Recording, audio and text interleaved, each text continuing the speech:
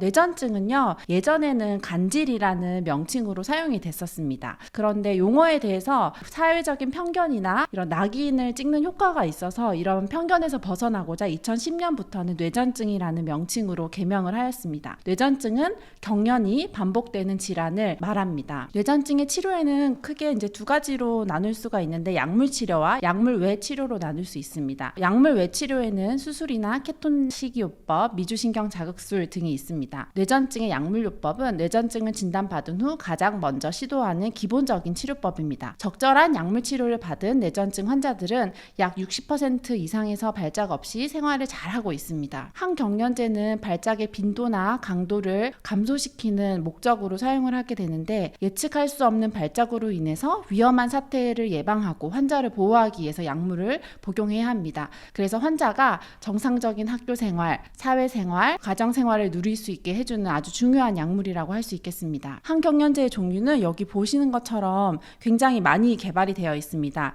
1세대 약물부터 3세대, 4세대 약물로까지 분류가 되고 있는데요. 약물이 개발이 되면 될수록 부작용은 감소하고 효과는 조금 더 낮게 하고자 하는 움직임이라고 볼 수 있겠습니다. 약물은 이제 먹는 경구약 그리고 주사약 이렇게 나눌 수가 있는데, 특히 외래에서 진료를 보시는 환자들은 경구약을 많이 사용을 하십니다. 그런데 소아 환자나 연하곤란이 있는 환자들인 경우에는 시럽제제를 사용을 할 수가 있고, 시럽제형이 있는 항경련제는 이렇게 총 5가지가 있습니다. 레베티라세탐, 발프로익산, 옥스카바제핀, 페람파넬, 카바마제핀, 이러한 약들이 있을 수 있습니다. 항경련제의 대표적인 부작용은 모든 항경련제는 졸리고 어지럼증을 동반할 수 있겠습니다. 그렇기 때문에 처음에 약을 복용하고 나서 피곤하고 졸린다고 해서 약을 중단하시면 안 되고, 시간이 지나면서 점차 좋아지는 경향을 보이게 됩니다. 약물 특이적으로 잘 알려져 있는 대표적인 부작용이 있는데, 앞서 말씀드린 레베티라세탐, 케프라 약은 공격성을 보이거나 성격 변화, 감정 기복을 보이는 경우가 있고요. 발프로익 애시드, 오르필 같은 경우에는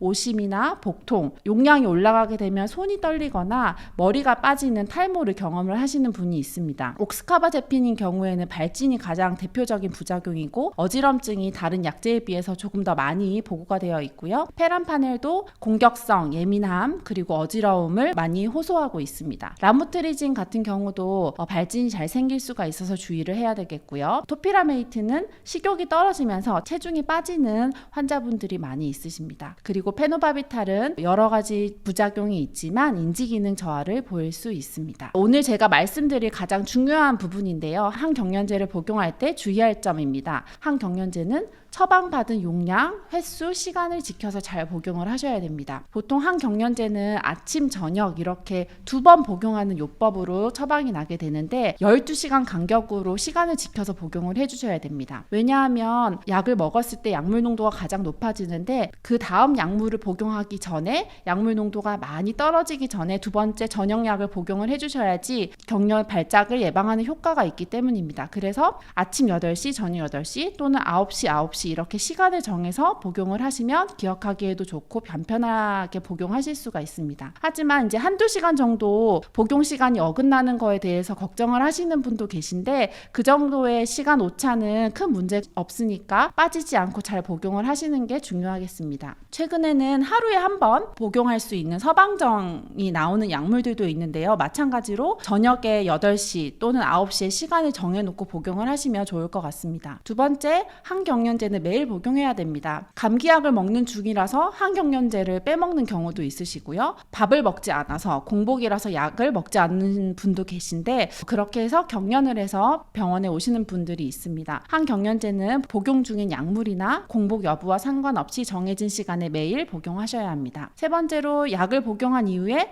구토를 하는 경우가 있습니다. 특히 소아에서 자주 나타나는데요. 약을 복용하고 15분에서 30분 이내에 구토가 있었다면 같은 용량을 다시 한 번 더 복용을 해주시면 됩니다. 좋습니다. 약 복용하고 30분이 지나서 구토를 했다면 약을 복용하지 않고 좀 지켜보셔도 되고, 다만 토사물에 알약이 그대로 나오거나 시럽 색깔의 약물이 어느 정도 섞여 있다면 그 양을 가늠해서 전체 또는 소량을 조금 더 복용시킬 수도 있습니다. 네 번째로 중요한 내용은 감기에 걸렸을 때 항히스타민제 복용에 대한 내용입니다. 콧물약에 주로 항히스타민제가 들어있고 이 항히스타민제는 발작을 유발할 수 있습니다. 그렇기 때문에 가능하면 복용을 하지 않으시는 게 좋고, 복용을 반드시 해야 된다면 용량을 좀 줄여서 먹는 게 좋을 것 같습니다. 다섯 번째는 약은 항상 여유분을 가지고 계셔야 합니다. 약 2주 정도의 여유분을 확보하고 병원을 내방하시는 것이 좋습니다. 특히 여행 시에 약물이 부족하지 않도록 신경을 써주시고요. 만약에 약이 없다면 다니던 외래를 당겨서 방문하시는 것이 가장 좋고, 그럴 수 없는 상황이면 내가 먹고 있는 약물의 이름과 용량을 가지고 처방이 가능한 근처 병원에 가서 일부 처방을 받으시면 좋을 것 같습니다.